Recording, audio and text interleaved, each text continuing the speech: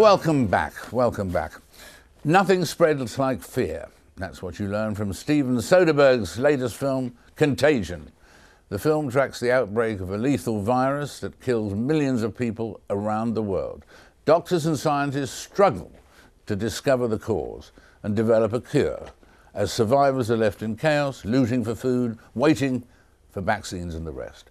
But is this a realistic prophecy or just a bloody good story? Well, I'll be talking director Steven Soderbergh in just a minute, but first of all, let's see a bit of the film. Hello? Hello? Mr. Barnes? Yes. This is Dr. Mears from the Centers for Disease Control. I believe... Hi. I believe you may have had contact with Beth Emhoff last week. Yeah, I picked her up at the airport. What's this about? How are you feeling today? Pretty cruddy, to be honest. Head is pounding. I probably picked up some sort of bug. Where are you right now? I'm on the bus heading to work. I'd like you to get off immediately. Wait, what? What's going on? Where? Where's the bus, Aaron? Lake and Lindale. Can you tell me what's Lake going and on? Lindale. I really need you to get off that bus. Listen, it's quite possible you come in contact with an infectious disease and that you're highly contagious. Do you understand? I want you to get off now and stay away from other people. No, what do I do? Don't talk to anyone. Don't touch anyone. That's the most important thing.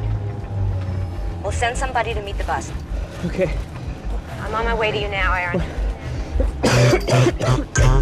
And that simple device you used there, incidentally, to say that someone's got it or caught it, that it's just the cough, is really potent because it's a rather prosaic warning rather than exotic, you know, not with huge stains over your head or whatever. You know, that's much more terrifying like that.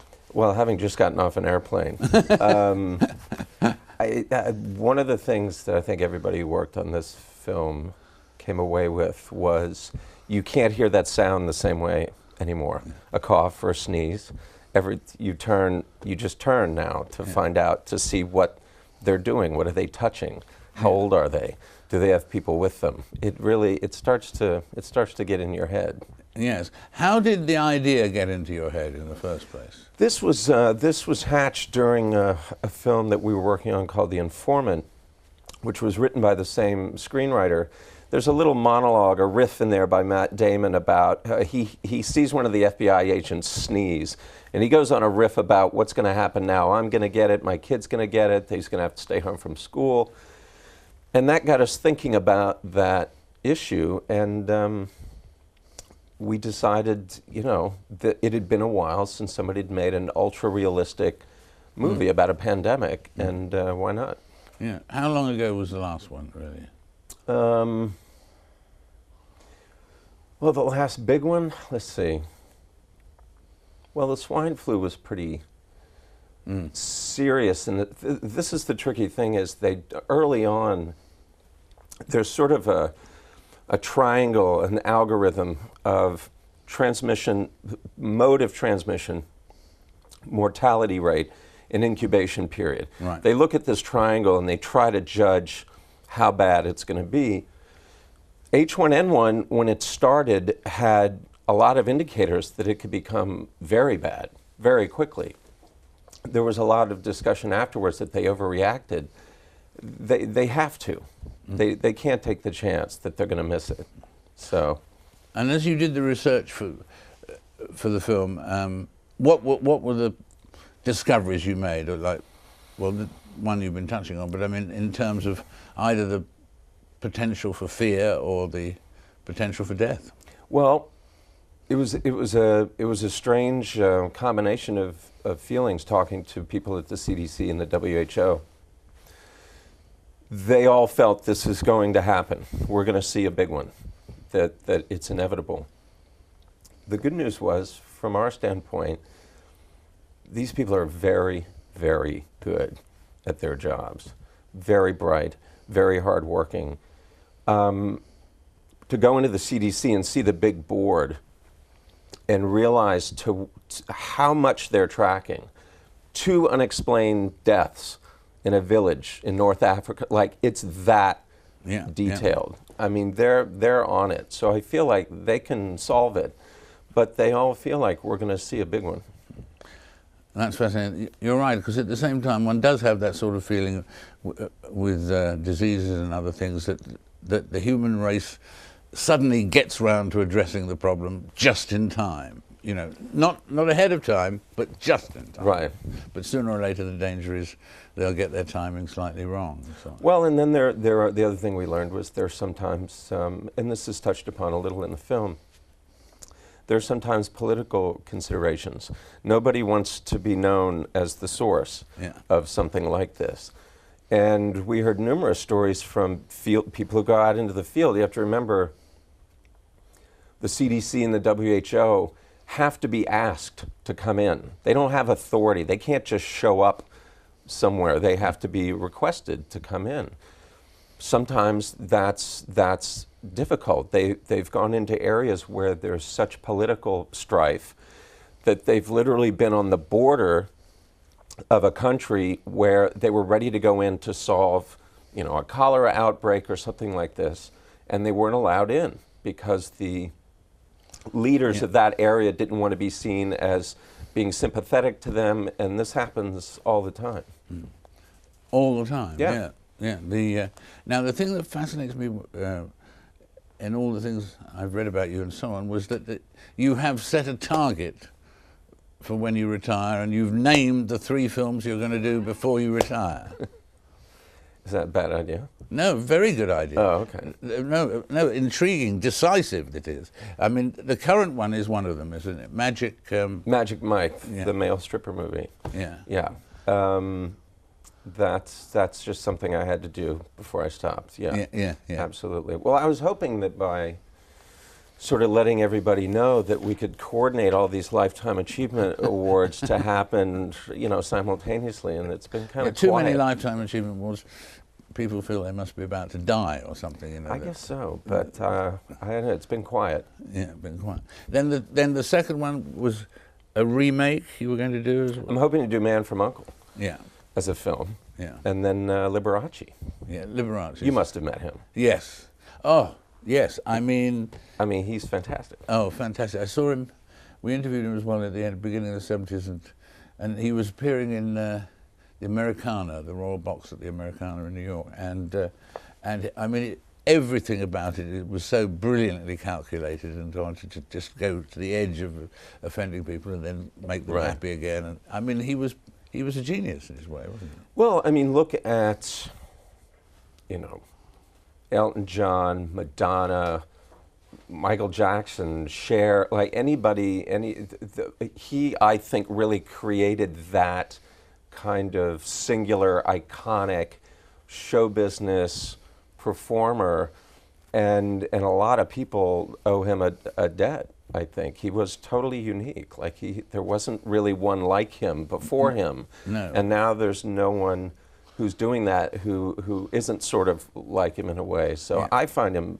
fascinating. I think the Michael Douglas playing that part, I think, is going to be a lot of fun. That's a wonderful idea, and all the things we used to throw in about his love of money and all of those things that were slightly gaudy and outrageous they just all worked. Yeah, totally. And that's a really exciting idea. And the Man from U.N.C.L.E., have you got your star for that? Not yet. We're that's what we're doing as we speak. But I love spy movies, and it's a period film. It's set in 1966, which to me is a really rich, territory to mine, and that's what really appealed to me, was setting it in Eastern Europe in 1966 and really making one of those Cold War spy films. That just sounded fun. And when you're out to find somebody like this, who's going to star in The Man from U.N.C.L.E., and in that case, somebody who they already have in the audience already have an image of, even if you're not going to play against that or whatever. But what in the end is the masterpiece in terms of casting? I mean, well, it can be tricky because it's if you make a mistake, it's fatal. There's no unwinding that apart from firing someone. Yeah. But if you've missed the target at all, in my experience, you've sunk the movie before you've even started. And so I take it really seriously. And I'm always looking for some aspect, especially of someone who might be known, some aspect of them that is true to them, that's organic to them, that I might not have seen sort of amplified before. So it's helpful. It's helpful to talk to them, and even when I have day players come in to audition, I have the casting director interview them, just as themselves, like talk to them, because I want to see what they're like when they're not trying to perform. And almost always there's something there that's new and interesting. So, yeah, well, Julia Roberts and Erin Brockovich is a case in point, really. And at that stage, you were expanding her gamut of performances. At that, yeah, that's a good example. Now we know she can do a lot more things, but at that point, it was expanding her range. Yeah, I felt having talked to her, I felt this was not so far afield from what she has done successfully that people will reject it, but that it had a color that I hadn't quite seen before. Maybe it was just the language. Yeah. But that was definitely a case of feeling, wow, I'm in the right place at the right time with the right person. That one just, that was the most fun I ever had on a movie. Really, yeah. And what do you think you'll do if you stick with your three movie plan? Your farewell, final bows, walking off into the sunset. What next? You said somewhere that you'd be interested in painting. I have done that. That's certainly something worth pursuing. Obviously, a talk show would be fun. Yeah, it's very good fun. I recommend it highly. Okay. Well, I won't come to this country and do it. I remember Art Bookworld saying once that it was very shrewd, in this case of me, to be hosting a talk show, because he said, David Frost suddenly realised that if you're a guest on a talk show, this is in the States, you get $350, you know, but if you're the host, you get, say, $10,000. Do you know what I mean? So let's be a host rather than a guest. Yeah, exactly. It's a good point, isn't it? A very good point. But do you think you will be able to stay away from this particular drug, innocent drug, small d? But, I mean, well, let's put it this way. It's. However, if this just ends up being a sabbatical or something, it's time for a change. Yeah. I pay attention to that feeling. It's a feeling of, you know, needing a change, needing a significant change. And I'm in the lucky position of having the opportunity, if I dedicate myself, to maybe getting good at something else. And that's not a bad thing. What's the most important quality in the current business of directing? Is it to do with psychology with the star? Is it to do with sheer visual skills, or what's the most important quality a director needs? I think mental stamina. Yeah. It's kind of relentless. I mean, you're just, especially if you're making a movie on any sort of scale, it's a bit like standing in the exhaust of a jet engine. There's a lot of stuff coming at you, and the filtering of what to allow in and what to deflect can be really crucial at certain points. Yeah. So I think I'm beginning to think that's separate from just the talent part. Just your ability to understand what is the best use of your attention moment to moment. Right, and the word talent reminds me of Jerry Wald when he was reigning in Hollywood, as it were, and he said on one occasion, there's no shortage of talent, there's only a shortage of the talent that can recognize talent. Now that's rather similar to one of the things you observed once. That system, the system that Jerry Wald sort of grew up around, I think was much smarter. They were betting on horses, not races. When they thought somebody was talented, they sort of just went with them with the understanding that over the course of a career, you're going to go up and down. But if you bet on talent, overall you're going to be up. It's sort of the model that Warner's has with Clint Eastwood a little bit. Yeah. You know, he makes all his movies there.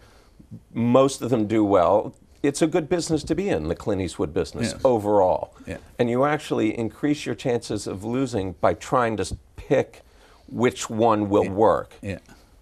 That to me is frustrating to watch, because the current model is all about the specific project, and it's incredibly inefficient. And if they ever went back to the old studio system in terms of signing people up for 7 years and all that, well, that wouldn't happen in these days, would it? Oh, I think you could. If somebody hired me to run a studio right now, I would come up with a modified version of that that allowed for more freedom than that system did for the individuals. But it would be very similar in a sense where I'd go, look, as a director, I'm going to give you the opportunity to make 3 films over 5 years within a certain range of economics, and do what you do. You know, well, that's a good. It's a good. If you pick the right people, it's a very good business. That's a very good formula. Well, it's an absolute delight to have this chance to talk, and I look forward very much to watching your new talk show in 3 years' time. Okay, come to New York. Okay, see you then. Okay, thanks. Good luck with the film. Thank you. Conspiracy theories surrounding the death of Adolf Hitler are nothing new, but a book just published claims, in this book here, Grey Wolf, in fact claims that Hitler fled from his Berlin bunker in April 1945 and lived in Argentina, where he died in 1962 following a massive stroke. The book, Grey Wolf, records in remarkable detail not only Hitler's alleged escape from Germany with his wife Eva Braun, but also his life in Argentina, where he's said to have lived in an isolated German-dominated colony in Patagonia. The co-author of the book is the respected British journalist Gerrard Williams. He's with me right now. Gerrard, welcome. Thank you. The basic thing we're thinking about is that everybody who's believed the official story believes that Hitler and Eva Braun died in the bunker in 1945, and that was it. But you say no. So, David, you know, as you say, I've been a journalist for a very long time. I've been amazed what we've discovered from contemporary reports, from decent, serious journalists. The report from 1947 of the pilot who flew them out from a Warsaw court. Incredibly detailed testimony of where he landed, where he picked them up, and how he flew them out to Tonda in Denmark. There are so many things that were published and seem to have been ignored over the years. Like what? Well, what's the best evidence for your story that's been ignored? The pilot who flew them out in the Warsaw court, he was sent away for psychiatric testing for 6 months by the judge, who thought he was completely mad. He was accused of being a member of the SS, which he was. 6 months later, he came back. He was declared completely sane, and the judge let his testimony come onto the record. We have the evidence of a young SS officer who was in Tonda in Denmark as part of a medical evac flight, who saw Hitler and Eva on the ground there at the same time. We then have witness after witness in Argentina who saw him, and the interesting thing is they don't all say we saw him in 1952 in Buenos Aires, in Cordoba, in Mar del Plata. There are specific times and dates, and none of them cross over. These witnesses didn't have to say what they said. But there's no evidence, no pictures of Hitler I believe that in Argentina. I believe that there are pictures of Hitler in Argentina, and as part of the ongoing research into this book, this isn't a complete story. I wish it was. I wish we'd found the pictures. I wish we'd found a grave if it exists. What we've done is present everything that we have found, and I think it builds a compelling picture of his survival in Argentina post-war. And he lived in this German-dominated community. Within Patagonia, which is, you know, the bottom part of Chile and Argentina, it was pretty much the only colony the Germans didn't lose after the First World War. Except it wasn't a colony, it was a colony within 2 sovereign states.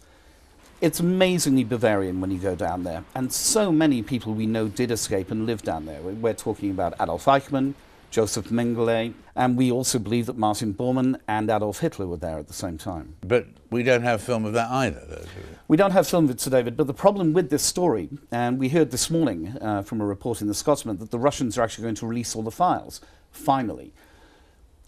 We don't have evidence, but there is no evidence to Hitler dying in the bunker. Right. Why? How do you say that? We all think we know that they died in the bunker. How was it not them? Well, I think that you can hear there's a BBC reporter on site at the time, Thomas Cadet, who's embedded with the Soviet forces.